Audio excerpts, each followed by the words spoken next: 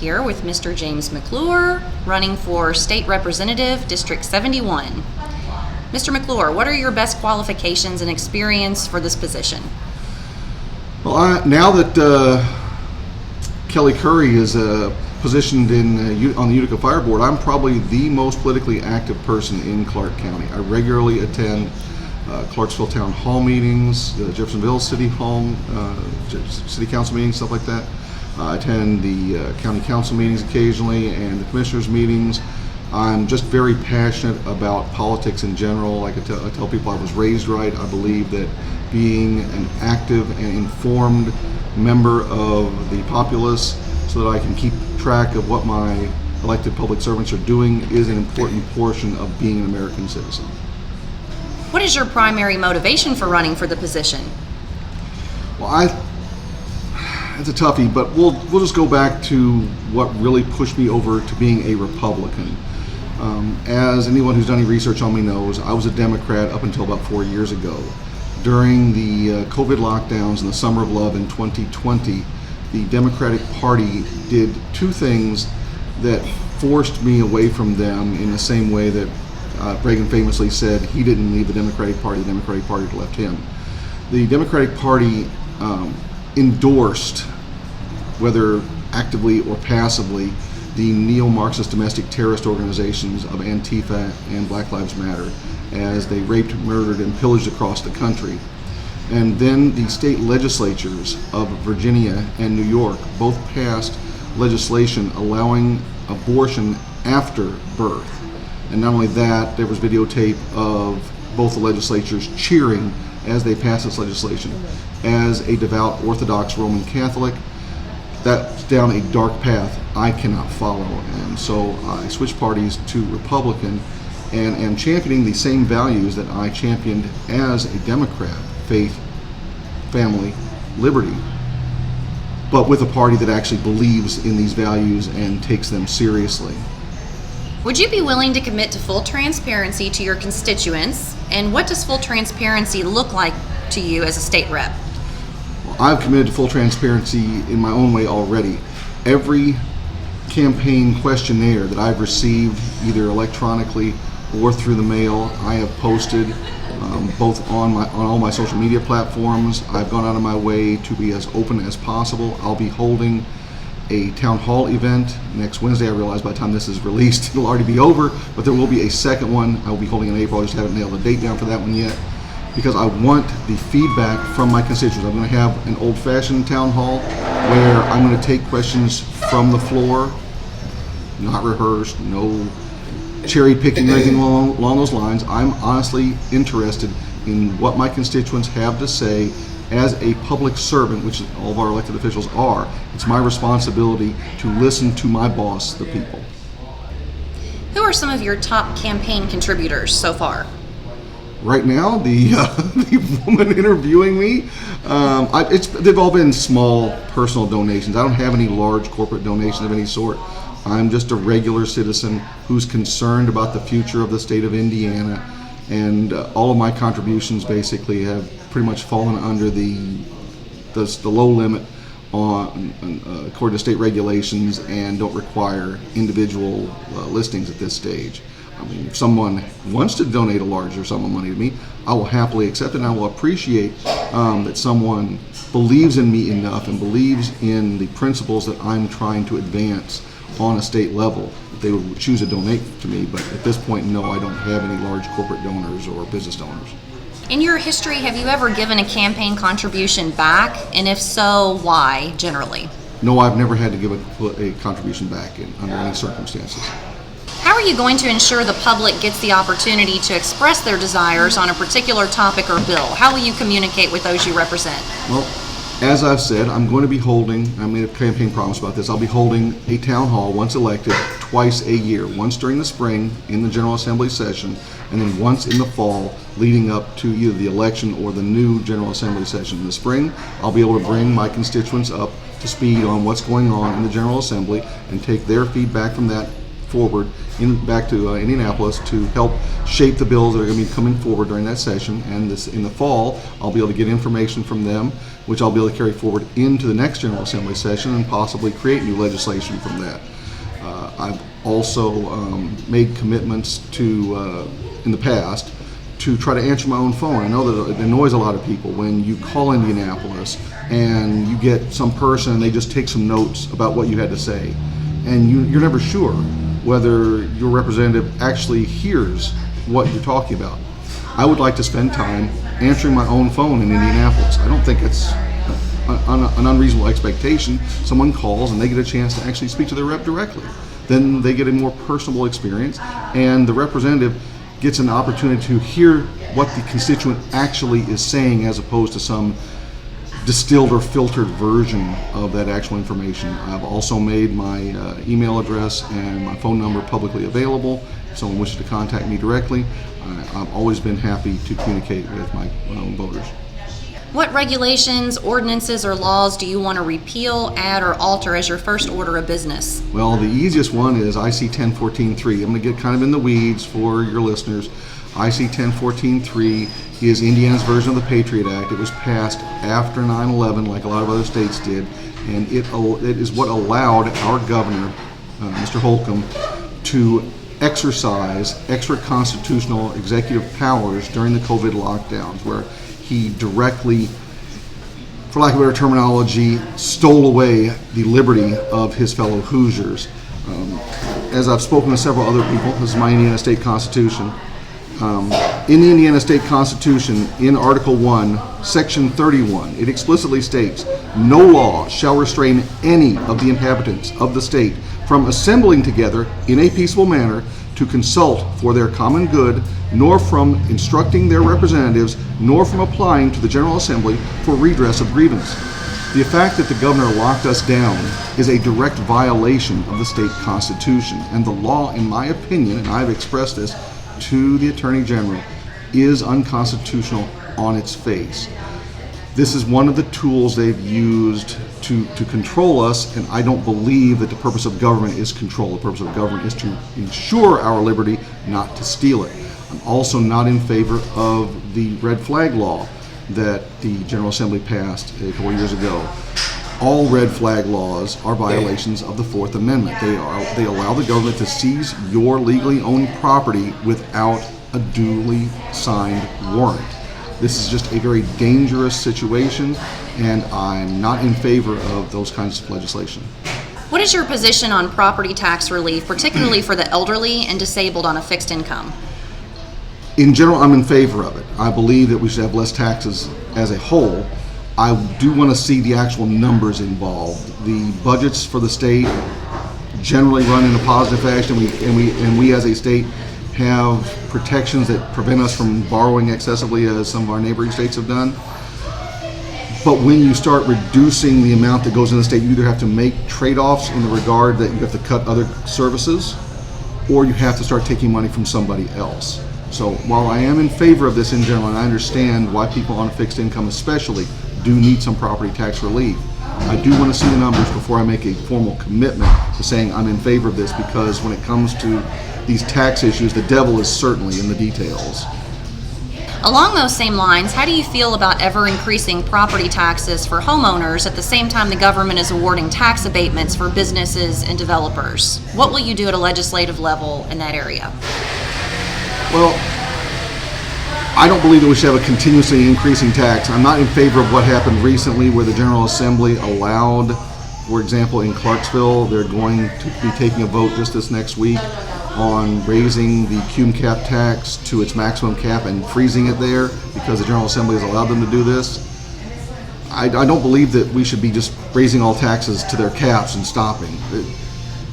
In general, the government should be doing less, as in the government should be limited, as the framers and founders believed it should be, and the money should be spent as efficiently as possible. There's a lot of waste or redundancy that occurs in the state government, and I'm looking forward to working with Senator Chris Gardner, who's currently chairing the committee that's examining department by department, bureau by bureau in the state for waste and redundancy and cutting that down so we have a leaner, more efficient government in Indiana.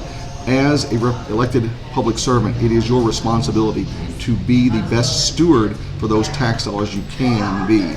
And none of us are in favor, I don't believe any of us are in favor of paying more taxes to the government. We all want a certain level of goods and services that we expect the government to provide.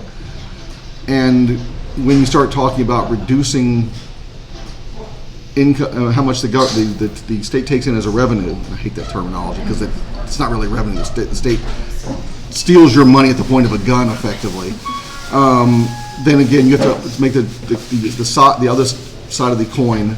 Well, what are you giving up to make up for those lost dollars that didn't come in as taxes? In general, again, I would like to see taxes reduced, but we have to examine where the money is going and how it can be redistributed or what reductions can be made while still keeping those services people expect. What's your position on border control, and what role do you think Indiana should play in securing our borders, if any? Well, I believe the border should be absolutely closed. This is not necessarily a state issue, it's more of a federal issue, but I believe that as we did during the 1950s, we should literally close the border and reduce immigration to zero for 10 years. No immigration of any sort until we've adjusted to the situation that's currently in here. I believe that we need to deport all of the criminal invaders who have entered the country, especially during the last 4 years. I'm not saying that some of them aren't here to become Americans and who don't wish to assimilate, but if they wish to be here, there are legal methodologies to enter the country and become citizens. Plenty of people wait in line for very long periods of time to be allowed to go through the legal immigration process.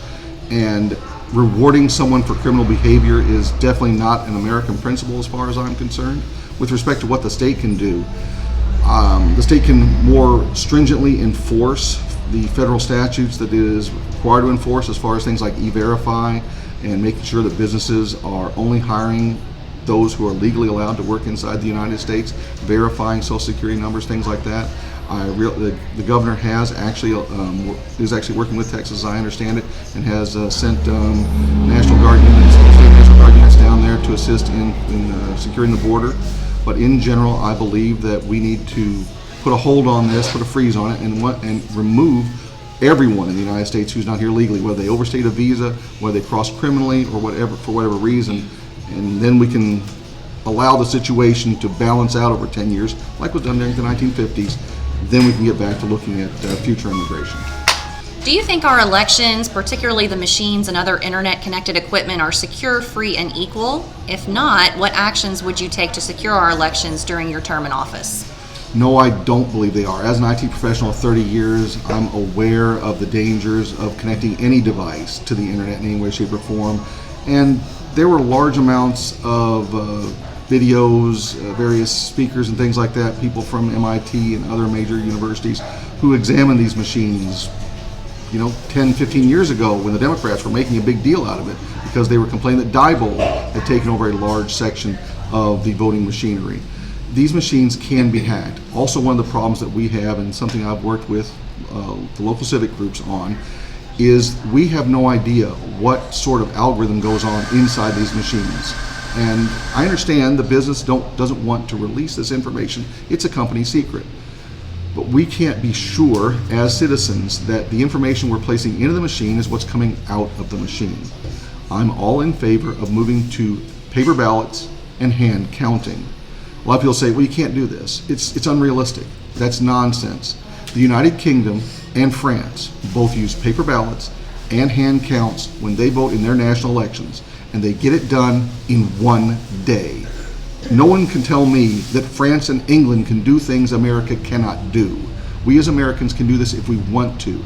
And when you have open, obvious ballot counting, which is what happened in these places, they have ballot observers in France and England that watch the process. Then the constituents know the ballot counting was legal, was open, transparent, and is a correct and true, honest result of how the ballots were cast. And you won't have this issue of, well, we don't believe that your guy is the president, or we don't believe your guy was legally elected. There is an issue. We know there is an issue with fraud occurring. They had a judge just redo an election in the Northeast where a governor candidate, a mayor candidate cheated against another mayor candidate, and so they said we're going to throw the election out and redo it. This is definitely a problem. We've seen that be a problem. It needs to be addressed. Fortunately, the state of Indiana does allow this. It isn't anything I don't believe that at the state we need to add new law to. It's something that needs to be encouraged on a county level, at the commissioners and the county council level.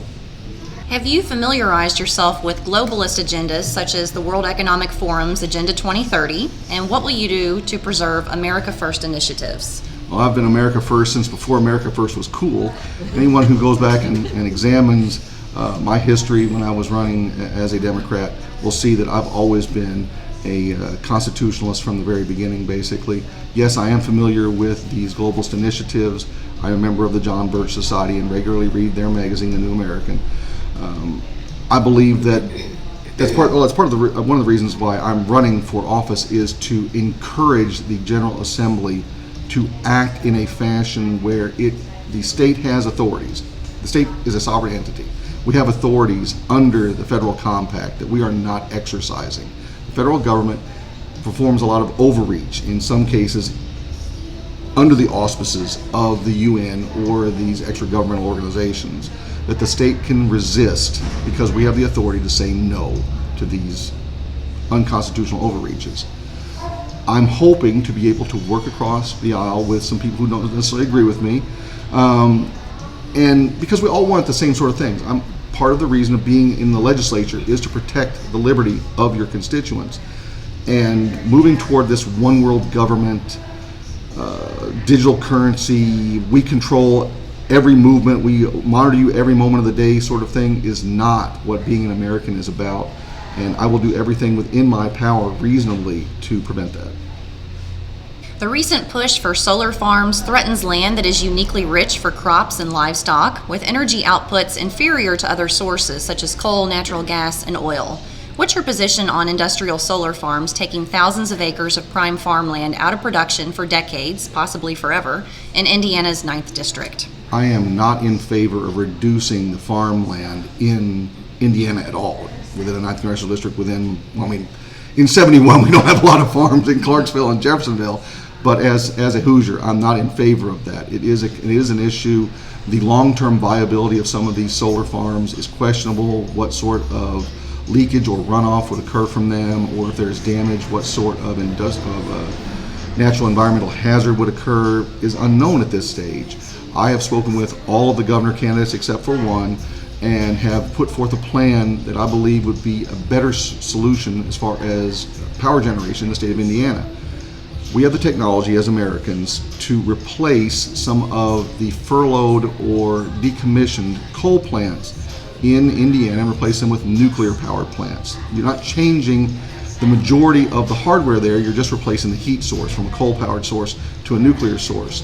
And we can use the same technology that Japan uses in its nuclear reactors, which the United States developed in the 1950s, but unfortunately isn't used in the majority of nuclear plants in the United States. Japan, because it is an island country, has no natural uranium resources, has to import every gram of uranium that comes in. So they use a refining process and a reuse process where they reuse the spent fuel continuously until it's almost completely expended. And instead of in the single pass-through methodology that is used in most American nuclear plants, where the radioactive results have a half-life of approximately 20,000 years, the waste that comes out of Japanese plants has a half-life of 200 years. So they're getting a much more efficient use of the resources they're putting in, so our uranium would last longer, and we'll be able to generate more electricity in Indiana. This also will help us avoid the brain drain issue we have in Indiana. We have some of the best universities in the entire country in Indiana and Purdue University, and we have graduates leaving these universities who can't find high-paying, high-tech jobs in Indiana, and so they move to other states. By creating this large amount, by rehabilitating, for lack of better terminology, these old coal plants and changing them to nuclear power, we will have a greener future.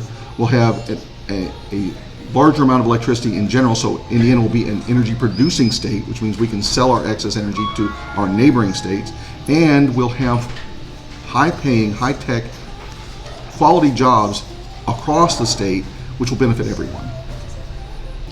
Currently, the Indiana Economic Development Corporation, funded by billions in tax dollars, was planning 11 business deals with Chinese companies worth an estimated $14.4 billion. The IEDC uses code names to shroud these companies in secrecy until deals are completed.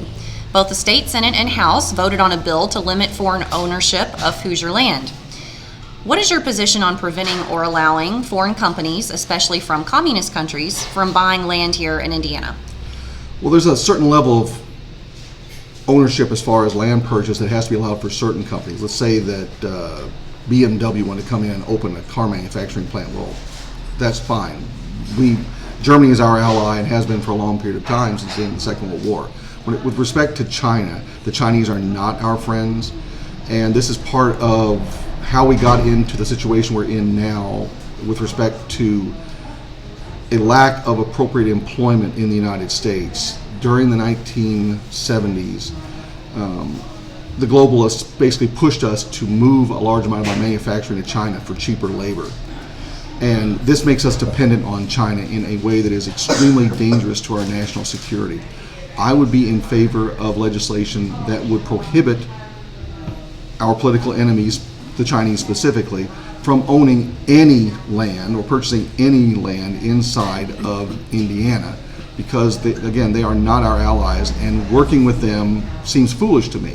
We didn't allow the Soviet Union to purchase equipment and land resources or plants or build factories inside the United States during the Cold War. We're in a new Cold War for all intents and purposes. The Chinese want to destroy us, or at least knock us off of our pedestal as the greatest country in the world, and this is part of the reason why they're pushing things like the fentanyl crisis in the United States. China produces this fentanyl, they ship the basic products to the drug cartels in Mexico, and it comes across the open southern border. China is showing through their activities in general, not just economically, but like I said, through these criminal activities of intentionally addicting Americans to drugs or getting them killed through drugs, that they are not our friends in any way, shape, or form. As a matter of fact, they are our enemies. They consider us an enemy, and we should treat them as such.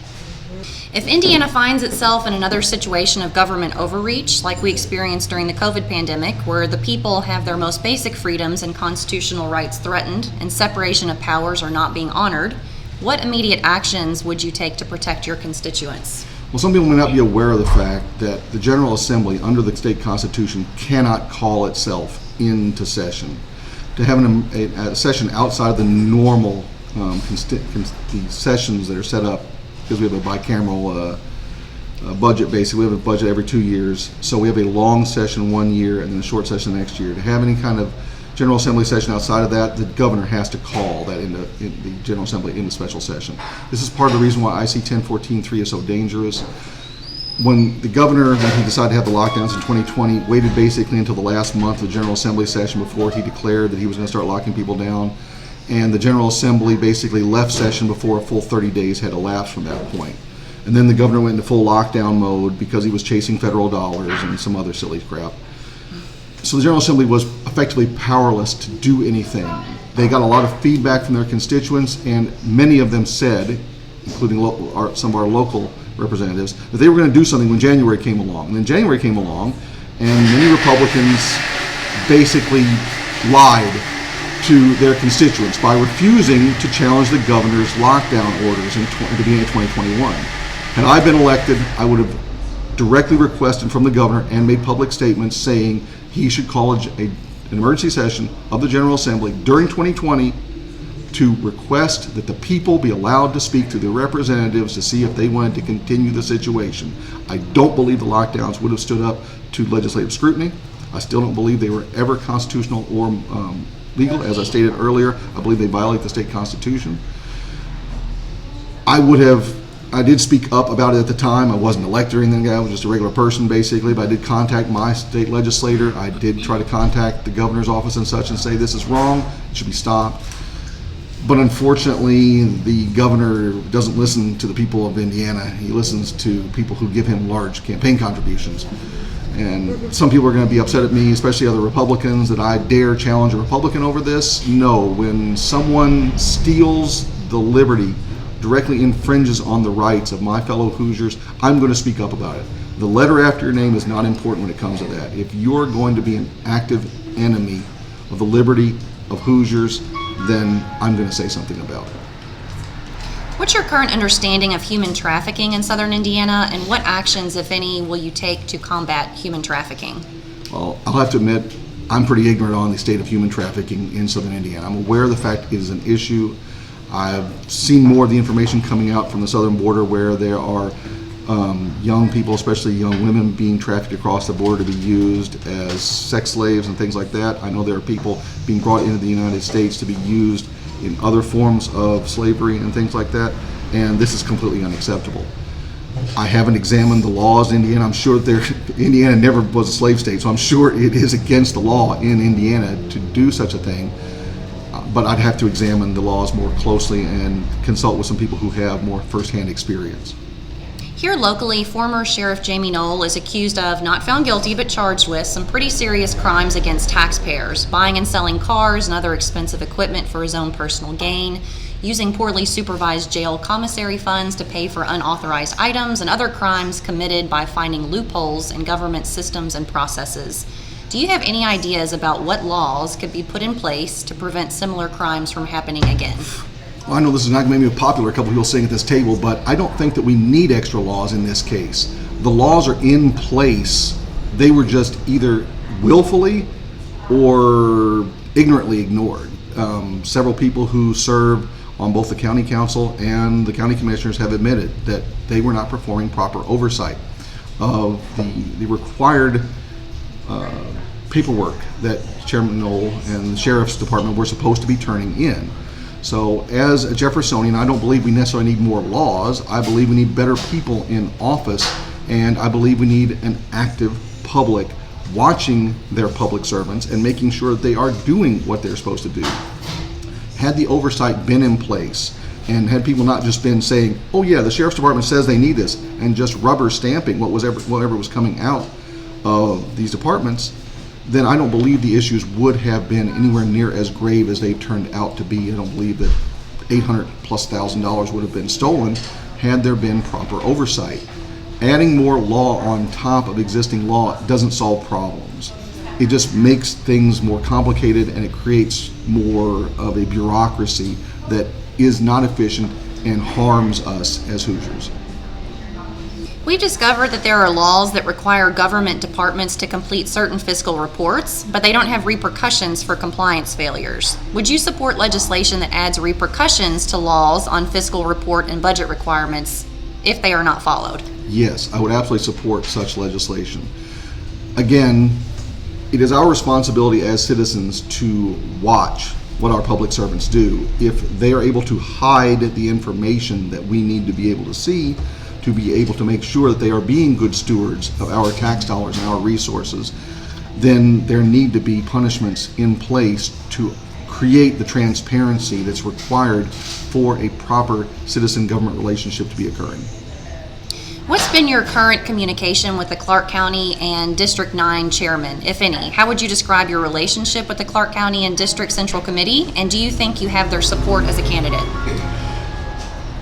Well, I've spoken with Amanda Lowry, the 9th Congressional District Chair, by phone for about an hour and a half, but this is while she was the Vice Chair, and I was giving her feedback on the situation in Clark County and what I believe needed to be done. At that time, I was working with several precinct committeemen in an attempt to get a petition forward to call for a caucus to remove Chairman Knoll as the chairman of Clark County's committee. I was unsuccessful in that regard. The current chairman, Mr. Grooms, and I have known each other for a very long period of time because Ron's been in politics forever. And we don't necessarily see eye to eye on some issues. I directly opposed him on effectively on his unequal usage of the power to limit who could run for office and who could not. The young woman sitting across from me, I fought on Caitlin bless its behalf, to get her reinstated to the ballot because I believed it was wrong. In the end, we were successful, and I must give Chairman Grooms credit. He did make the right decision in the end. I've had a very good working relationship, I'd like to think, with Fanny Broxson. She's been the chair of the Republican Women's Group in Clark County for longer than I've been a Republican, and she's been most helpful to me in every occurrence. Now, as far as having their support, probably not. They'll tell you that well, we don't support anybody during the primaries. Not publicly, generally. Privately, absolutely, these people do give each other support. And no, I don't have it. I'm effectively running uphill against the establishment, and I'm hopeful that enough people are unhappy with the situation with respect to how things went over the last 4 years and how things have gone in the last year or so with the Chairman Knoll situation, that they're looking for a fresh face, someone who has no ties. I believe you're going to ask a question about that in the future. Someone who has no ties to Chairman Knoll or any of his groups, and I'm hopeful to be able to offer them that option as a fresh-faced choice. Okay. What other issues are important to you that maybe we didn't discuss here? Well, some stuff I posted recently on my social media. We've done a lot in Indiana to try to fight back against the grooming of young children and their sterilization. Unfortunately, in some ways, we haven't gone far enough. I believe that there are only two sexes. I'm not going to use the terminology of the left. Human beings have sex. They don't have genders. Words have genders. And we need to, as a state, make sure that we ensure that not only do we have laws in place, but they are being enforced. Recently, a Catholic couple in, I believe it was Anderson, Indiana, just north of Indianapolis, had their son taken away from them by Child Protective Services because that child had been groomed to believe it was a girl. Child Protective Services investigated the house. They found there was no sign of abuse, but they seized the child anyway because the parents refused to indulge in the, I'm going to use terms that some people are going to be angry about, the mental illness of transgenderism. This is a problem. If you have legislators who are saying we're opposed to the sterilization of children and the grooming of children, and then we have bureaucrats who are pushing this, those bureaucrats need to be cleaned out. I'm not sure if the legislature has the direct authority to be performing that, or if the legislature needs to basically be discussing this with the governor, but it's something that needs to be addressed. I'm also in favor of moving forward legislation that would divest the state of Indiana from any and all investments that are with any companies that use DEI or ESG as diversity and equity and inclusion, or environmental social governance as determining factors for how they spend or utilize our money. I believe that we need to change our curriculum in the state of Indiana. At a minimum, we need to have 4 years of government and civic studies in our high school. We're not raising an educated, informed electorate for the future. We need to officially prohibit all sort of, what's the terminology, emotional social learning. Yeah, that's not the exact terminology, but it's something along those lines. That needs to be purged completely from any or all curriculum that's involved in the state of Indiana. That needs to be examined very closely. I believe that we need to be, when possible, moving controls, authorities, to the local level where possible. I'm a firm believer in the idea that we should have that sort of compartmentalization where the decisions really need to be made.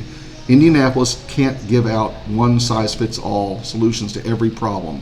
There are things that happen in Lake County that are not appropriate for Clark County, not appropriate for Vandenberg County. In general, we all agree on certain things, but when it comes to where the rubber meets the road, local governance needs to be given some leeway in making some of these decisions. And when it comes to educating children, that is absolutely true. Parents and local school administration should be making more decisions because they have a better understanding about what needs to be done in those schools than Indianapolis does. Have you thought about what committees you might want to be on if elected? No, I honestly haven't given any thought about that. I'm more focused right now on actually getting elected. Winning the primary will be a big deal for me at this stage, basically, because as I said, I am running against a very well-funded candidate who has the full support of the state GOP and the HRCC. So I'm looking forward to the support of ordinary citizens, people who are tired of the government lying to them and treating them like they're property, which they're not. They work for us, we don't work for them. What do you have that your opponent doesn't have? What do you bring to the table? Well, as I said, I am absolutely and totally clean of the stain of Jamie Knoll. Not only have no connections to Jamie or any of his sub-entities, but Jamie actively prohibited me from running for office 2 years ago. I attempted to seek the same office 2 years ago after I had switched parties. And as is required by both party policy and state law, I went to the county chair and requested his official permission to run for the office. He asked me to speak with Scott Hawkins, who is my opponent, who ran last time as the Republican. And I spoke with Scott, and after speaking with Scott, I didn't feel that he was going to do an effective job in addressing the issues that Rita Fleming is weak on. It makes her a poor representative for Clarksville and Jeffersonville. And so I told him I was going to run. I spoke with Jamie. Jamie said I was allowed to run.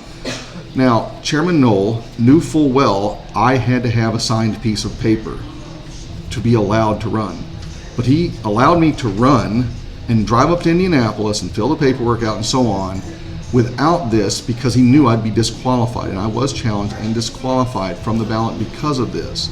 So Jamie effectively picked the person that he wanted running for this office. I'm not that person. I'm not part of the establishment. I'm just a citizen who cares about you and your liberty and everything. You can go back and look at my history. Everywhere I've ever run for office, everywhere I've spoken publicly, I've always used my full name. I'm readily available and extremely transparent in that regard. I've run the same issues about faith, family, God, liberty my entire career. I've always been an outspoken public person. I've always fought against overreach of government locally. I fought against the unconstitutional firearms ban in the Clarksville town hall. I fought against the first time that they brought up the Regional Cities Initiative, which I felt was a tremendous unconstitutional overreach, giving unelected boards both taxing and taking authority. I put in the hours with respect to that, and I believe if people look at my history, they'll see that that is true. So I'm bringing forth a passion and an honest dedication to protecting your liberty that I'm not sure anybody outside of maybe Zach Payne brings to the table. As a citizen action group, we believe in citizen participation at every level. How can your constituents help you achieve shared goals? What support do you need? Well, firstly, of course, I need your votes. Secondly, and this is the part I hate to ask about, I need your financial support. As I said, I'm running uphill against a very well-funded candidate. And buying signs, door hangers, things like that, they cost money. I'm just a regular guy like you. I don't make a ton of money when I work my regular day-to-day job. I also greatly appreciate anybody who sees this and likes what I had to say, if they would pass it on to their friends, their family, their neighbors. Word of mouth is incredibly important. Getting people out to vote. Our numbers, unfortunately, in Clark County have been poor during the last couple of cycles, because I believe people are becoming apathetic because they feel like their choices are criminal A or criminal B, and it really doesn't make a difference in the end. If anybody out there has any questions, I know you're going to include my contact information at the beginning of this video. Reach out to me. I will answer my phone directly. My phone's right here. I will answer it directly. I don't have anybody between you and me as far as I can arrange. You send me an email, I answer those emails directly. I want to be as transparent and effective a representative for you as I can possibly be. As I said, I'm going to be holding a town hall this Wednesday in Clarksville. I'll be holding another one in Jeffersonville in April. I encourage people to come out and ask me questions. I'll be taking questions from the floor in the good old-fashioned Hoosier tradition, basically, of having your constituents come out and grill you over these questions. If people want to know what I believe in, I'm going to tell you. And what I tell you now is the same thing I'm going to tell anybody in any organization I go in front of, behind any door. Doesn't make a difference who it is. I'm focused on honestly representing you, and you can bank on the fact that what I tell you is what I honestly believe. If I don't know, as I said earlier, I'll tell you, I don't know. I don't know everything. Nobody does. Okay, and we will include all of your contact information in the description. Anything else you want voters to know before we close out? Just as a really quick bio, I am a citizen of Clark County and have been basically my entire life, minus my military service. I'm happily married to my wife of 32 years. We have 4 children. I have a grandchild with the second one on the way. I'm both a United States Air Force and United States Naval Reserve veteran. I served in Iraq in 2005. And again, the reason I'm running for office is because I believe that the state has authorities and powers it's not exercising, that we as citizens can work with our representatives to create a better Indiana and to get past this corruption issue and other things that are going on. We should demand a higher quality representation from our politicians, which I'm not. I'm a statesman. It's a calling. It's not my career. I'm not going to spend the rest of my life in public office. It's a very demanding position. Once I am elected, I am going to quit my full-time job and work for you, the citizens of Indiana, full-time. Yes, it's a pay cut. Yes, people tell me this is a stupid thing to say. I'm going to do it anyway because I believe you deserve that level of representation. Thank you very much for your time. Thank you so much. Really appreciate it.